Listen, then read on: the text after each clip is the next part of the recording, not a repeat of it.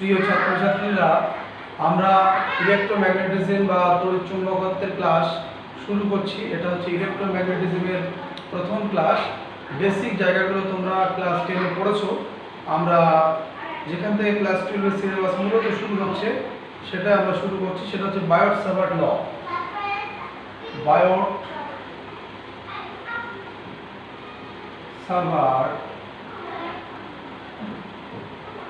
ল। বায়োট-সাভার্ট লয়ে আমরা কি করি? আমরা জানি কোনো তড়িৎবাহী তার দিয়ে যদি কারেন্ট যায় তার চারদিকে চৌম্বক ক্ষেত্র সৃষ্টি হয় এবং সেই চৌম্বক ক্ষেত্রের জন্য চৌম্বক ক্ষেত্র ভেক্টরের মানটা কত হবে সেটা আমরা বায়োট-সাভার্ট ল থেকে নির্ণয় করব। আমরা ক্লাস 10-এ পড়েছি ওরস্টেডের পরীক্ষা, কোনো একটা তড়িৎবাহী তার দিয়ে যদি কারেন্ট যায় তার চারিদিকে চৌম্বক ক্ষেত্র সৃষ্টি হয় বলেই তড়িৎবাহী তারের নিচে বা উপরে যদি আমরা একটা ম্যাগনেটিক নিডল রাখি সে বিক্ষিপ্ত হয়। এটা আমরা পড়েছি ক্লাস 10-এ।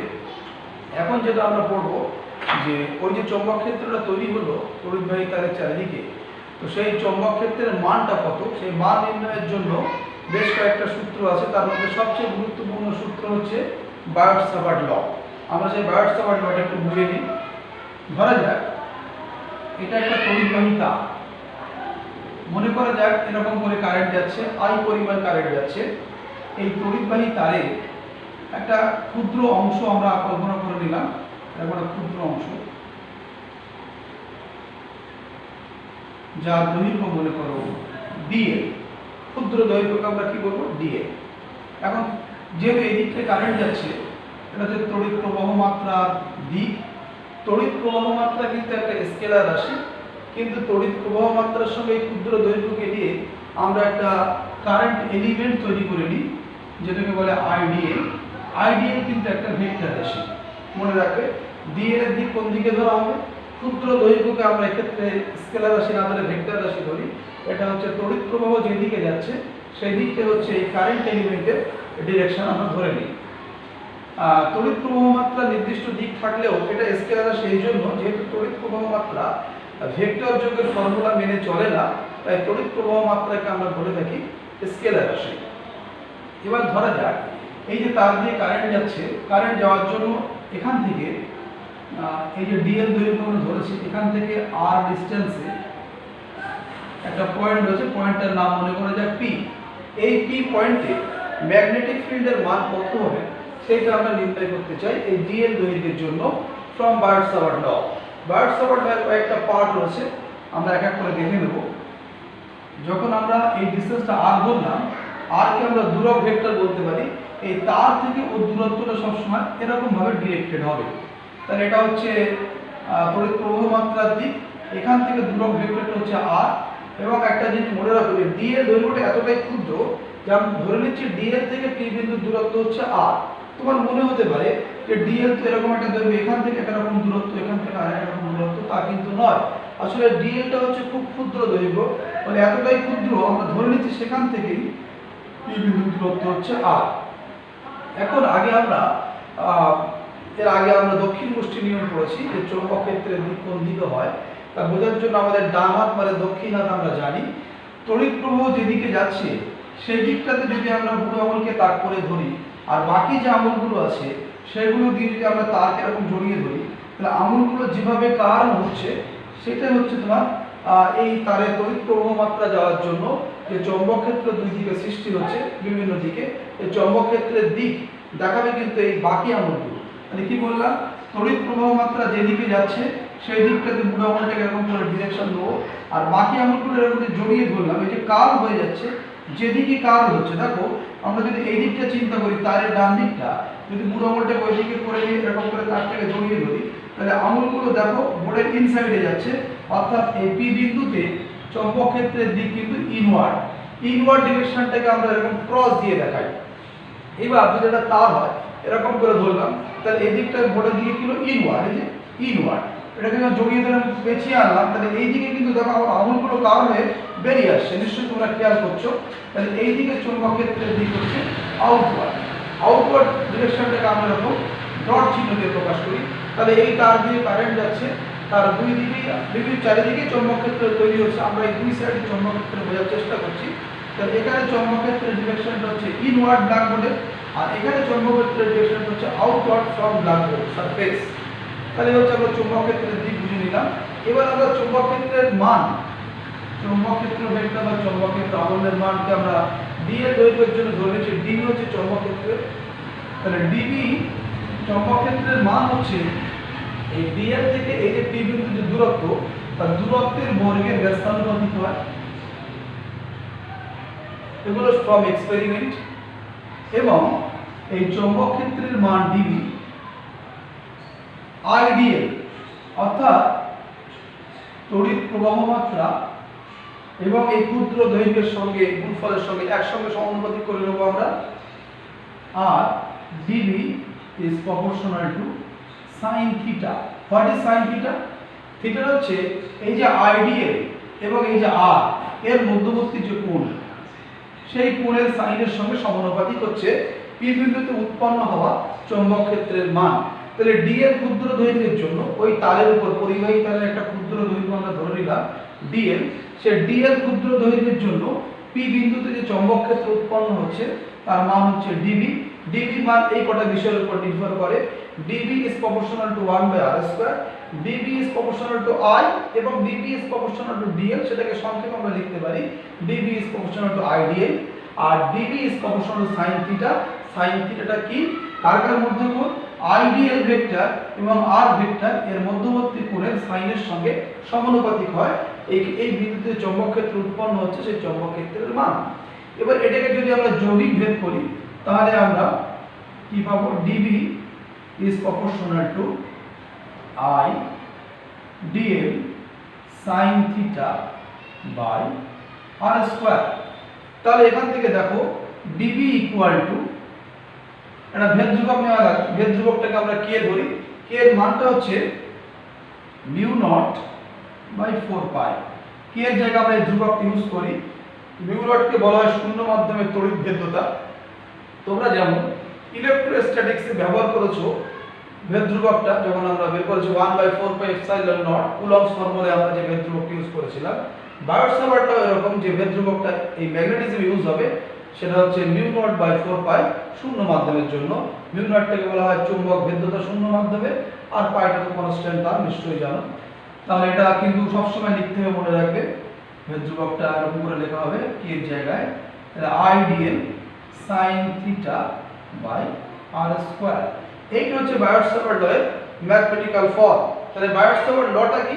কোনো একটা পরিবাহী তার দিয়ে যদি কারেন্ট যায় তাহলে তার চারিদিকে যে চৌম্বক ক্ষেত্র উৎপন্ন হয় সেই চৌম্বক ক্ষেত্রের মান কত তা নির্ণয় করার জন্য আমরা বায়োট সাভার্টের এই কটা ফর্মুলা ইউজ করি। তাহলে ডিবি চৌম্বক ক্ষেত্রের মান ডিএল দৈর্ঘ্যের জন্য ডিএল থেকে সেই বিন্দু দূরত্বের বর্গের ব্যস্তানুপাতিক, এটা একটা formula. DB is proportional to IDL, current এলিমেন্টের সমানুপাতিক। DB is proportional to sine theta. যৌগিক ভেদ করার পরে আমরা বায়োট সাভার্ট লয়ের একটা ম্যাথমেটিক্যাল ফর্ম পেয়ে গেলাম, dB equal to mu not by 4 pi Idl sine theta by r square. দেখো ডিবি যদি আমরা এই আইডিয়াল ভেক্টরের দিক এখানে নির্ণয় করতে চাই, আসলে দিকটা আমাদের নির্ণয় করা হচ্ছে এইভাবে, আই প্রবাহিত হচ্ছে এই বিন্দুতে। যদি আমরা আইডিয়াল এর দিক নির্ণয় করি তাহলে এখানে আমরা একটা কি টেনে নেব, অবশ্যই স্পর্শক টেনে নেব, সেটা হচ্ছে আইডিয়াল এর ডিরেকশন। এই আইডিয়াল এর ডিরেকশনের সঙ্গে কোণটা হচ্ছে থিটা। যে বিন্দুতে আমরা আইডিয়াল এর ডিরেকশন নির্ণয় করতে চাই সেখানে যদি এরকম কার্ভ কোনো একটা ওয়্যার হয় তাহলে সেখানে আমরা কি টেনে নেব, স্পর্শক টেনে নেব, দিয়ে আমরা আইডিয়াল এর ডিরেকশন নেব। ওটা আইডিয়াল এর ডিরেকশন, আইডিয়াল এর সঙ্গে আর এর ডিরেকশনের মধ্যবর্তী কোণ হচ্ছে থিটা। এটা হচ্ছে বায়োট সাভার্ট ল, তার ম্যাথমেটিক্যাল ফর্ম। এবার আমরা বায়োট সাভার্ট লয়ের ভেক্টর ফর্ম যদি এখান থেকে করি, ভেরি ইজি। তোমাদের বইতে অনেকটা বেশি কিছু লেখা আছে কিন্তু ব্যাপারটা অত জটিল নয়, ভীষণ সোজা। দেখো যদি আমরা বায়োট সাভার্ট লয়ের ভেক্টর ফর্ম দেখানোর চেষ্টা করি তাহলে আমরা কি করব, ডিবি ইকুয়াল টু আমরা পেলাম mu not by 4 pi I dl sine theta. আমরা উপরে একটা আর দিয়ে গুণ করলাম, নিচে একটা আর দিয়ে গুণ করলাম, তাহলে নিচেরটা হয়ে গেল আর কিউ। এবার যদি এটাকে ভেক্টর ফর্মে লিখি, DB vector বায়োট Savart লয়ের vector form দেখাচ্ছি, দেখো এটাকে আমরা এরকম করে লিখতে পারি I dl vector cross r vector by r cube. কেন পারি? dl ভেক্টর, এই যে আইডিয়াল ভেক্টর এবং r ভেক্টরের ক্রস প্রোডাক্টের দিকই কিন্তু dv দিক হয়। তোমরা একটা জিনিস খেয়াল করে দেখো, যদি আমরা আইডিয়াল ভেক্টর এবং r ভেক্টর এর ক্রস প্রোডাক্ট করি, ক্রস প্রোডাক্ট করার নিয়ম কি? আইডিয়াল এর দিকে হাত থেকে ছড়িয়ে ধরতে হবে এবং r এর দিকে গুটিয়ে নিতে হবে। r যেদিকে ডাইরেক্ট তার থেকে মূল বিন্দু দিকে গুটিয়ে নিতে হবে। এই আইডিয়াল এর দিকে দেখো ধরেছি এবং এই r এর দিকে গুটিয়ে নিলাম, তাহলে বুড়ো আঙুলটা কিন্তু ইনওয়ার্ডই পড়ছে। আমরা এখানে দেখেছিলাম রাইট হ্যান্ড রুল দিয়ে বাঁ হাতের বুড়ো আঙুলকে কারেন্টের দিকে ধরে ডান হাতের বুড়ো আঙুলকে তড়িৎ প্রবাহের দিকে ধরে বাকি আঙুলগুলোকে যদি আমি এরকম করে কার্ল করে নিই, তাহলে এখানে ইনওয়ার্ডই দেখাচ্ছিল এবং এখানে দেখো আইডিয়াল ক্রস r ভেক্টর, এই যে আইডিয়াল ক্রস r ভেক্টর তার ডিরেকশন কিন্তু ইনওয়ার্ডই হচ্ছে, অর্থাৎ dv ভেক্টরের দিক এবং আইডিয়াল ভেক্টর ক্রস r ভেক্টরের দিক কিন্তু সেম। তাই দুই দিকে আমরা ভেক্টর ব্যবহার করতে পারলাম।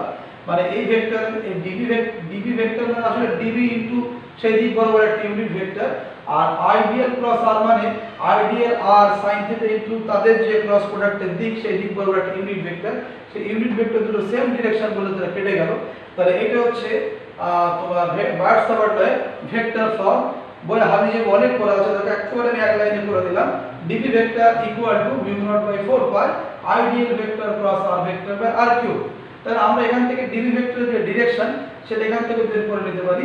আইডিয়াল ভেক্টর ক্রস r ভেক্টরের যে ডিরেকশন হবে সেটা কি? dv ভেক্টরের দিক। ক্রস প্রোডাক্টের দিক দেখানোর জন্য আইডিয়াল ক্রস r বুড়ো আঙুলটা থাকে এখানে ইনসাইড হচ্ছে, তাই এই দিকে হবে ও ডিরেকশন। যদি এই দিকটা নিতাম, এরকম করে নিতাম, তাহলে আইডিয়াল ক্রস r মানে যদি আমরা এই তারের বাঁদিকে নিতাম তাহলে আইডিয়ালের দিকে ডান হাত থেকে ধরতাম এবং r ভেক্টর যদি এদিকে হতো তাহলে আইডিয়াল ক্রস r বুড়ো আঙুলটা দেখো আউটসাইড দা বোর্ড হচ্ছে, তাহলে এদিকে আউটসাইড দা বোর্ড, এদিকে ইনসাইড দা বোর্ড। ঠিক আছে, ইনসাইড দা বোর্ড। এই হচ্ছে বার্ডস-সাভার্ট-লয়ের ভেক্টর ফর্ম। এখান থেকে আমরা মিউ নটের একক বানাতে পারি।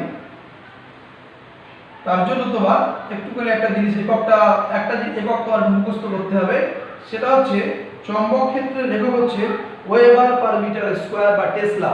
যদি চৌম্বক ক্ষেত্র ডিবির জায়গায় তুমি ওয়েবার পার মিটার স্কয়ার লেখো, বাকি এককগুলো সবই তোমার জানা, তাহলে তুমি মিউ নটের একক আরামসে করতে পারবে। তাহলে আমরা বার্ডস-সাভার্ট-লয় ভেক্টর ফর্ম পড়লাম। বার্ডস-সাভার্ট ল কি আমরা জানলাম। বার্ডস-সাভার্ট ল হচ্ছে কোনো একটা পরিবাহী তার দিয়ে কারেন্ট যদি যায় তার চারিদিকে কতটা ম্যাগনেটিক ফিল্ড উৎপন্ন হবে, তার ফর্মুলাটা হচ্ছে বার্ডস-সাভার্ট ল। এখন আমরা দেখব বার্ডস-সাভার্ট লয়ের অ্যাপ্লিকেশন অফ বার্ডস-সাভার্ট ল। প্রয়োগ।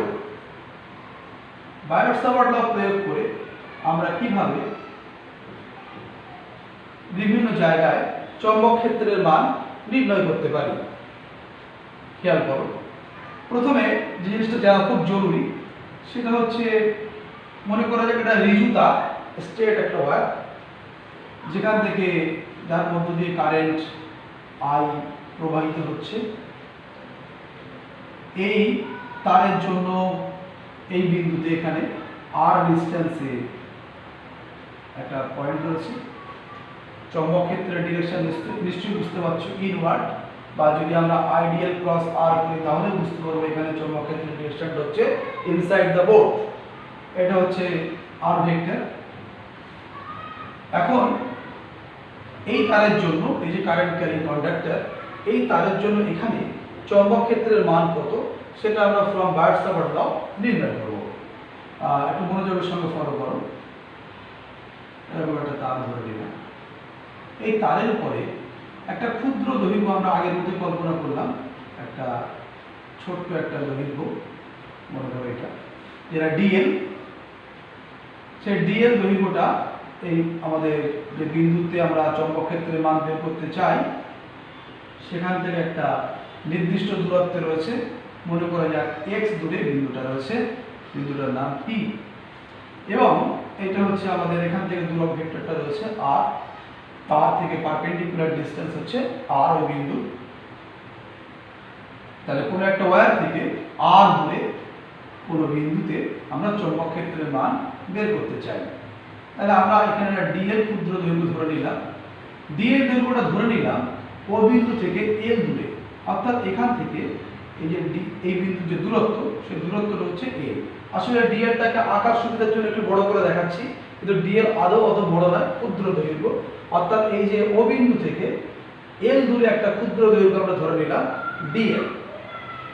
আমরা মনে করছি যে এই কোণটা হচ্ছে আলফা এবং এই কোণটা হচ্ছে বিটা, আর এইটা এই যে ডিএল এটা থিটা কোণ করে আছে এই বিন্দুর সঙ্গে। এগুলো আমরা অ্যাজাম্পশন করে নিলাম।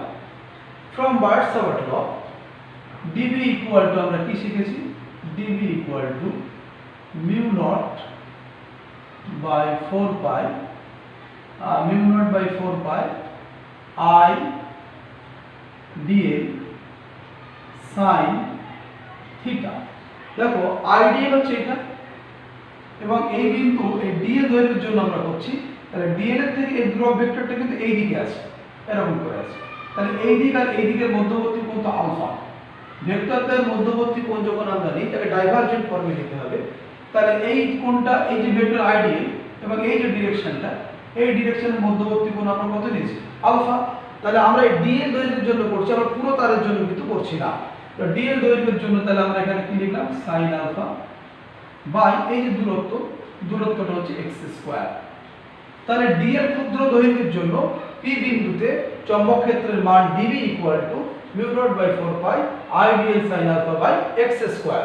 আমাদের টার্গেট পুরো তারের জন্য করা, আগে আমরা ডিএল ক্ষুদ্র দৈর্ঘ্যের জন্য করে নিই, তারপর আমরা ইন্টিগ্রাল লিমিট ইউজ করে পুরো ওয়্যারের জন্য করে দেব। এবার আমরা কতগুলো টার্মসে মান নির্ণয় করার চেষ্টা করি। এই যে টার্মসগুলো এখানে রয়েছে সেগুলো একটু বোঝার চেষ্টা করো। দেখো alpha plus beta equal to 180 degree, নিশ্চয়ই বুঝতে পারছো। তাহলে এখান থেকে আলফা ইকুয়াল টু তুমি লিখতে পারো 180 ডিগ্রি মাইনাস বিটা। এই যে আলফাটাকে আমরা চেঞ্জ করার চেষ্টা করছি।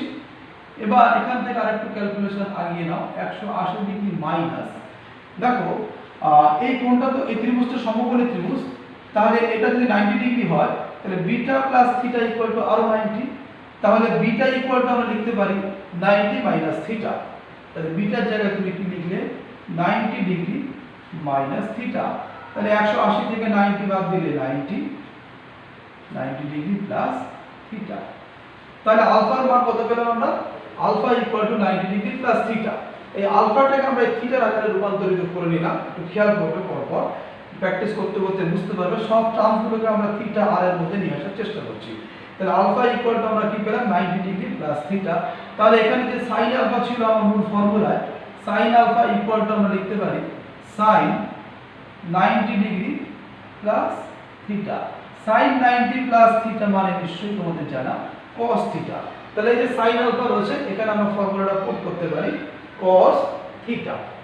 আরো একটা জিনিস দেখো, এই যে x স্কয়ার, এই যে ফর্মুলাটা, এই যে ত্রিভুজটা আছে, এখান থেকে আমরা এরকম করতে পারি অতিভুজ স্কয়ার ইকুয়াল টু লম্ব স্কয়ার প্লাস ভূমি স্কয়ার, নিশ্চয়ই পারি। x square equal two l square plus r square. এখানে একটা ক্যালকুলেশন আমরা পুট করব। তার আগে একটা জিনিস তোমাকে বলি, এখান থেকে তুমি যদি cos থিটা নাও, cos থিটা মানে হচ্ছে ভূমি, cos থিটা মানে ভূমি বাই অতিভুজ। তুমি cos থিটা বা যদি tan থিটা নাও, tan থিটা নিলে তুমি এর আর এর মধ্যে রিলেশন পাবে, tan theta now, tan theta equal to লম্ব l আর ভূমি r। তাহলে l ইকুয়াল টু তুমি কি পেলে, r tan থিটা। এটাকে আমরা এখানে কাজে লাগাই। তাহলে কি রকম পাচ্ছি দেখো, l স্কয়ার প্লাস এখান থেকে দেখো r স্কয়ার যেমন আছে plus l square equal two লেখা যায় r square tan square theta, r square tan square theta. এখান থেকে r square common now, 1 plus tan square theta. That means r square sec square theta. কারণ 1 plus tan square theta equal to sec square theta আমরা জানি, class 10 এ আমরা ত্রিকোণমিতিতে পড়েছি। তাহলে x square equal two কি পেলাম, r square sec square theta. x square এর মানটাকে r এবং থিটা দ্বারা প্রকাশ করে নিলাম। এবার যেহেতু সব থিটা আকারে আনছি, তাহলে এবার এই ডিএলটাকেও আমরা থিটা আকারে করার চেষ্টা করি। দেখো এইটা যদি আমরা উভয় পক্ষে ডেরিভেটিভ করি, ডেরিভেটিভ তোমরা নিশ্চয়ই জানো, তাহলে ডিএল ইকুয়াল টু এখান থেকে তুমি পাবে আর কনস্ট্যান্টটা tan থিটার ডেরিভেটিভ নিশ্চয়ই তুমি জানো sec square theta D theta, এটা লেখা যায়। যদি এটা বুঝতে না পারো তুমি এক কাজ করতে পারো, থিটার সাপেক্ষে উভয় পক্ষে অবকলন করলে কিন্তু তুমি dl বাই d থিটা করলে r sec স্কয়ার থিটা পাবে। আরটা কনস্ট্যান্টটা tan থিটার ডেরিভেটিভ হচ্ছে sec স্কয়ার থিটা। যদি এটা এক চান্সে না লিখতে পারো তাহলে dd থিটা অফ a লিখবে, তাহলে dl by dl d theta করবে। dl d থিটা করলে থিটার সাপেক্ষে অবকলন করছো, আরটা কনস্ট্যান্ট, থিটার সাপেক্ষে tan থিটার ডেরিভেটিভ করলে তো sec স্কয়ার থিটা। এটা আমি এক চান্সে লিখেছি dl equal to r sec square theta d theta. এই মানগুলোকে আমরা এখানে পুট করব। খুব মনোযোগের সঙ্গে লক্ষ্য করো, db যেটা আমরা পেয়েছিলাম, db ইকুয়াল টু আমরা কি পেয়েছিলাম, db equal to mu not by 4 pi i dl, i যেমন আছে আছে, dl মানে দেখো r sec square theta d theta, dl মানে r sec square theta d theta, এবং এই যে sin আলফা মানে হচ্ছে cos থিটা, তাহলে ইনটু আমরা লিখলাম cos থিটা ডিভাইডেড বাই ছিল x square equal to r square sec square theta.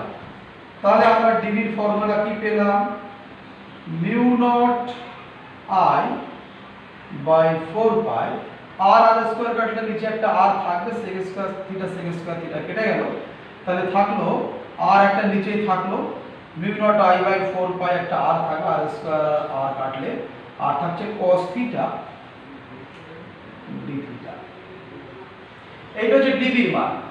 এবার যদি আমাদের b বের করতে হয় তাহলে ইন্টিগ্রেশন করতে হবে। এই ফর্মুলাটা আমরা বারবার ইউজ করব, মানে dv যদি বের করতে হয়, dv থেকে যদি b বের করতে হয় তাহলে টোটাল ওয়ারের জন্য কতটা, তাহলে আমরা ইন্টিগ্রেশন করব। ইন্টিগ্রেশন করলে ফর্মুলাটা পাবো যে b equal to mu naught i by 4 pi r into sin theta. cos থিটার ইন্টিগ্রেশন আমরা জানি sin থিটা। তো ইন্টিগ্রেশন করার আগে আমরা একটা কাজ করি, পুরো ওয়ারের জন্য যখন আমরা করতে চাইবো, ব্যাপারটা নিশ্চয়ই তোমাদের এতক্ষণ নোট নেওয়া হয়েছে, লক্ষ্য করে দেখো আমরা dl দৈর্ঘ্যের জন্য করেছিলাম। এইবার একটা জিনিস খুব গুরুত্বপূর্ণ জিনিস, মাইনাসের কনসেপ্ট, থিটার ক্ষেত্রে মাইনাসের কনসেপ্ট দিতে হবে আমাকে। যদি এটা একটা পুরো ওয়্যার হয় এবং এখানে সেই বিন্দুটা ছিল p বিন্দু, ভালো করে বোঝার চেষ্টা করো, এই প্রান্তের যে কোণ এবং এই প্রান্তের যে টোটাল কোণ থিটার আমরা লিমিট তৈরি করছি। তো সেই লিমিটটা যদি আমরা তৈরি করি, দেখো আমরা সবসময় কোণ যখন আঁকবো, এটা আমাদের ও বিন্দু ছিল, এই তার দিয়ে কারেন্ট পরিবাহিত হচ্ছিল, তাহলে আমরা এখান থেকে যখন জিনিসটা তৈরি করব, একটা জিনিস বোঝো, সবসময় আমরা এরকম করে যাব, এই অর্থাৎ সেন্টারের দিকে যাব কোণের মান। এই কোণটা ধরা যাক থিটা 1, এবং এখান থেকে যখন আসবে এখানে আমরা সেন্টারের দিকে আসবো, এই প্রান্তটার সঙ্গে এই পি বিন্দুর যে কোণ, সেই কোণটা হচ্ছে থিটা 2, এরকম লিখে নিলাম। এবার মাইনাস প্লাসের কনসেপ্ট দিতে হবে। যদি আমরা ঘড়ির কাঁটার বিপরীতে যাই তাহলে কোণটা হচ্ছে পজিটিভ, আর ঘড়ির কাঁটার দিকে হলে কোণটা হচ্ছে নেগেটিভ। আমরা যখন বিভিন্ন কোণ এঁকেছি ক্লাস 10-এ তখন নিশ্চয়ই জেনেছি এরকম করে, যদি একটা আলোক রশ্মি এরকম করে যায়, এখানে ছিল এখানে গেল, এরকম করে গেল, তাহলে এটা কোন দিকে গেল, ঘড়ির কাঁটার বিপরীতে। এই কোণগুলোকে আমরা কিরকম ধরি, পজিটিভ। আর যদি ঘড়ির কাঁটার বিপরীতে যেটা নেগেটিভ, তাহলে আমরা দেখো এখানে কিভাবে গেলাম, এখানে গেলাম ঘড়ির কাঁটার দিকে, ঘড়ির কাঁটার দিকে গেলে নেগেটিভ, আর ঘড়ির কাঁটার বিপরীতে গেলে কি কোণ হবে, পজিটিভ। অর্থাৎ এই টোটাল ওয়্যারের জন্য যদি আমাদের ম্যাগনেটিক ফিল্ড বা চৌম্বক ক্ষেত্রের মান টি বিন্দুতে বের করতে হয়, তাহলে ইন্টিগ্রেশন করতে হবে। আমরা ডিবি ফর্মুলা পেয়েছি, এখানে আমরা একটা ইন্টিগ্রেশন করব। এখন এই ফর্মুলা ইন্টিগ্রেশনটা তোমরা একটু বুঝে নাও, খুব মনোযোগের সঙ্গে দেখো। তাহলে আমরা বাঁদিকে ইন্টিগ্রেশন নিলাম, তাহলে কি লিখলাম, integral dB equal to mu not I by 4 pi R integral. যেহেতু এটা কনস্ট্যান্টটা ইন্টিগ্রেশনের বাইরে চলে গেল, ইন্টিগ্রাল লিমিটটা কি হবে, মাইনাস থিটা 1 টু থিটা 2। লিমিটটা নেওয়ার সময় একটা জিনিস খেয়াল করবে, যেদিকে কারেন্ট যাচ্ছে, যেদিক থেকে কারেন্ট আসছে সেই থিটাটা আগে যেদিকে যাচ্ছে সেই থিটাটা পরে। তাহলে এখান থেকে আমার আসবে cos থিটা ডি থিটা। তাহলে ইন্টিগ্রাল ডিবি মানে বি, তাহলে mu not I by 4 pi R cos theta integration হচ্ছে sin থিটা, এর lower limit theta 1 upper limit theta 2। তাহলে এখান থেকে বি এর যে ফাইনাল ফর্ম আমরা কি পেলাম, যেহেতু এখানে লিমিট দেওয়া হচ্ছে ওই জন্য ইন্টিগ্রাল কনস্ট্যান্ট এখানে দেওয়া হয়নি। তাহলে mu not I by 4 pi আর, যদি এখানে আমরা আপার লিমিট বসাই তাহলে এখানে পাবো আমরা sin theta 2 minus sin of minus theta 1। তাহলে ফর্মুলাটা ফাইনালি কি দাঁড়ালো, mu not I by 4 pi r into sin theta 2 plus minus, সাইনের ক্ষেত্রে মাইনাস বাইরে আসে। তাহলে বায়োট-সাভার্ট ল থেকে যে তার দীর্ঘ যে তারটা ছিল, লক্ষ্য করে দেখো তারের লেন্থটা কিন্তু এর মধ্যে ফাইনাল এক্সপ্রেশনের মধ্যে নেই। তাহলে বি এর ফর্মুলা আমরা কি পেলাম, mu not I by 4 pi r sin theta 2 plus sin theta 1। এটা যে বায়োট-সাভার্ট ল এর অ্যাপ্লিকেশন করে আমরা চৌম্বক ক্ষেত্রের মান বের করলাম।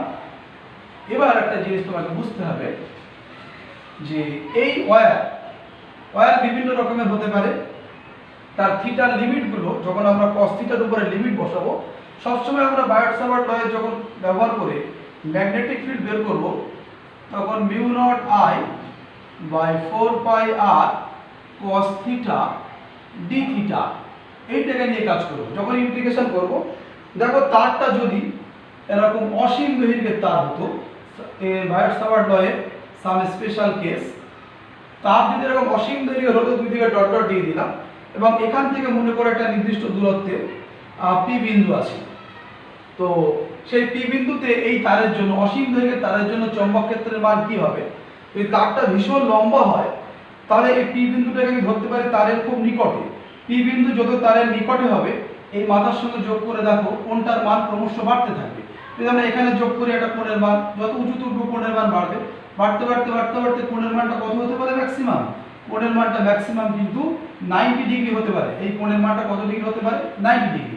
বলেছিলাম এরকম করে আমাদের সেন্টারের দিকে এসে আমাদের কোণ পরিমাপ করতে হবে। তাহলে এই দুটো কোণের ম্যাক্সিমাম মান 90 বেশি হলে কিন্তু তুমি এই অসীম দৈর্ঘ্যের তারে পৌঁছাতে পারবে না, ফলে কোণ তুমি খুঁজে পাবে না। তাহলে এই কোণটাও 90 ডিগ্রি এবং এই দিকের কোণটাও 90 ডিগ্রি। এখন প্লাস না মাইনাস এটা বুঝতে হবে তোমাকে। আমরা যখন এইভাবে চলছি, এটা হচ্ছে কিভাবে চলছি আমরা, ক্লকওয়াইজ ডিরেকশনে চললে এখানে মাইনাস নিতে হবে।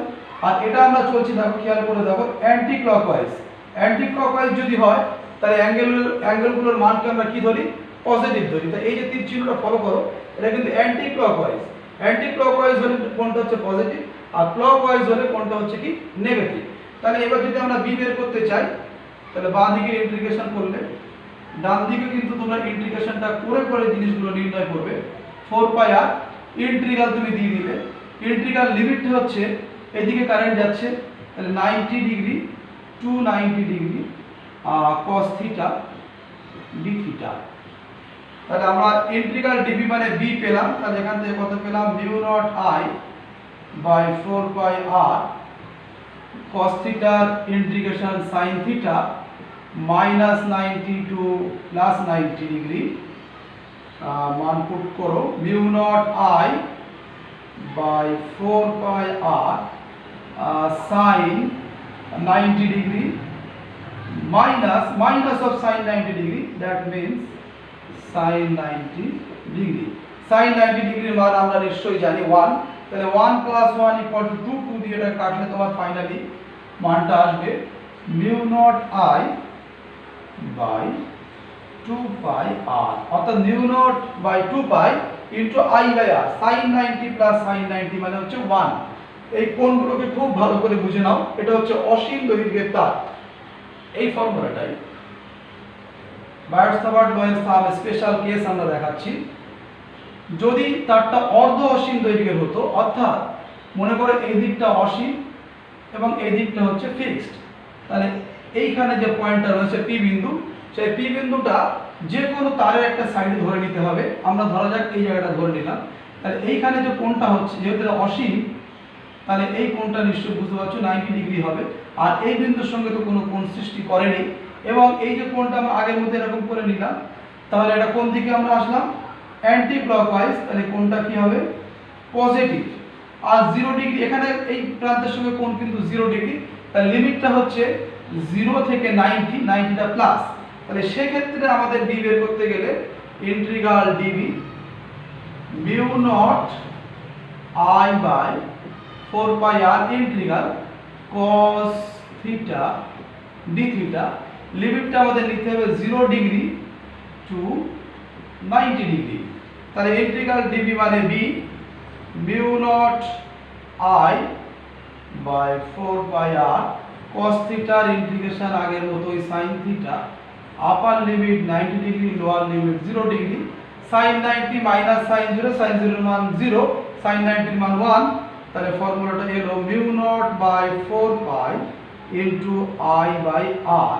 এটা হচ্ছে অর্ধ অসীম দৈর্ঘ্যের তারের জন্য ম্যাগনেটিক ফিল্ডের মান তার থেকে নির্দিষ্ট দূরে আর দূরে, তার থেকে এই ডিসটেন্সটা কত, আর এই পি পয়েন্টের ডিসটেন্স, তার ম্যাগনেটিক ফিল্ডের মান হচ্ছে mu not by 4 pi into I by R, অর্ধ অসীম দৈর্ঘ্যের তার। এর উপর অনেক প্রবলেম তোমাদের পরীক্ষায় করতে হবে।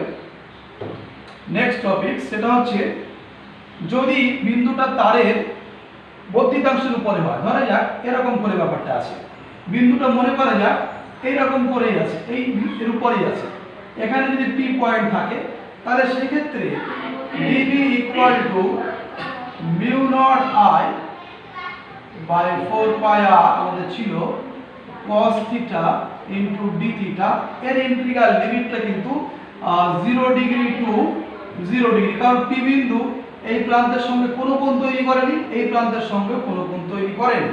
তাহলে দেখো ডিবির মানটা কি রকম আসে, mu not I by 4 pi R cos থিটার ইন্টিগ্রেশন হচ্ছে sin থিটা, এখানে যদি আমরা 0 ডিগ্রি পুট করি, sin 0 এর মান 0 প্লাস sin 0 মাইনাস sin 0 এর মান 0, তাহলে যদি আমরা 0 ডিগ্রি পুট করি, তাহলে এই টার্মসটা কিন্তু 0 আসবে, 0 এর সঙ্গে কোনো টার্মস গুণ করলে 0। অর্থাৎ তারের বর্ধিতাংশের উপর বা তারের অক্ষের উপর কোনো বিন্দু যদি থাকে, তাহলে সেখানে কিন্তু ম্যাগনেটিক ফিল্ডের মান, যদি কারেন্ট যায় y পরিমাণ, ম্যাগনেটিক ফিল্ডের মান 0। অর্থাৎ ম্যাগনেটিক ফিল্ডের মান যদি পেতে হয়, তাহলে ডান দিক অথবা বাঁ দিকে, বর্ধিতাংশের উপর আরেকটা কেস হতে পারে, এরকম জায়গায় যদি বিন্দুটা থাকতো, সেক্ষেত্রে লিমিটটা তোমরা কিভাবে নেবে আমি দেখিয়ে দিচ্ছি। তোমরা এখান থেকে এটা বাড়িয়ে নাও, যদি তারের বর্ধিতাংশের উপরে বিন্দুটা তারের উপরে না থেকে একটু সাইডে সরে থাকতো, সেক্ষেত্রে কিন্তু থিটা দিয়ে একটা রিলেশন তোমাকে আনতে হবে।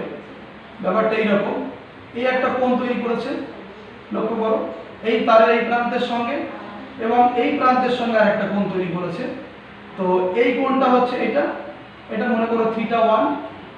তাহলে এই যে থিটা 1 কোণটা হলো, তুমি এক কাজ করো, থিটা 1 যখন কোণ তৈরি করবে, তুমি এখান থেকে অবশ্যই সেই বিন্দুর দিকে যাবে, এই আমরা বলেছিলাম সেই কেন্দ্রের দিকে আমরা যাব, তাহলে ওটা থিটা 1। এখন এই যে আমরা ঘুরছি, এটা কোন দিকে ঘুরছি, আমরা নিশ্চয়ই ঘড়ির কাঁটা যেদিকে যায় সেদিকেই চলছি, তাহলে এই কোণটা হচ্ছে মাইনাস থিটা 1, এবং আরেকটা কোণ এখানে তৈরি হচ্ছে, এটাও তাই ঘড়ির কাঁটার দিকে, এটা হচ্ছে মাইনাস থিটা 2। তাহলে লিমিটটা হবে, খেয়াল করতে হবে, minus theta 1 to minus theta 2, এখানে তখন আমরা লিখবো minus theta 1 to minus theta 2, relation লিখে যে ফর্মুলা আসবে সেটা হচ্ছে চৌম্বক ক্ষেত্রের মান কোথায়, তারের বর্ধিতাংশের উপরে, কিন্তু একেবারে তারের অক্ষের উপরে না হয়, তার থেকে একটু সাইডে সরে আছে, সেক্ষেত্রে চৌম্বক ক্ষেত্রের মান বের করার জন্য আমরা ইন্টিগ্রাল লিমিটটা নেব minus theta 1 to minus theta 2। তাহলে আমরা বারবার যখন থিটা নির্বাচন করব, আমরা সবসময় এখন সেন্টারের দিকে ঘুরে আসবো এবং লক্ষ্য করব, যদি সেটা ঘড়ির কাঁটার দিকে হয় তাহলে নেগেটিভ অ্যাঙ্গেল, আর ঘড়ির কাঁটার বিপরীত হলে পজিটিভ অ্যাঙ্গেল। এইভাবে আমরা কিন্তু ম্যাগনেটিক ফিল্ডের ডিরেকশন নির্ণয় করব। তাহলে আমরা পড়ছিলাম বায়ট-সাভার্ট ল, আমরা আজকে যেটা পড়লাম সেটা হচ্ছে বায়ট-সাভার্ট ল কি, কোথায় কাজে লাগে, এবং বায়ট-সাভার্ট লর অ্যাপ্লিকেশন, সেখান থেকে আমরা বিভিন্ন রকম ভাবে বিভিন্ন জায়গায় চৌম্বক ক্ষেত্রের মান নির্ণয় করলাম। আজকের ক্লাস তোমাদের এই পর্যন্তই থাকবে। এর পরবর্তী ক্লাসে আমরা অ্যাম্পিয়ার সার্কিটের ল পড়ব। ততক্ষণ পর্যন্ত সকলকে থ্যাংক ইউ।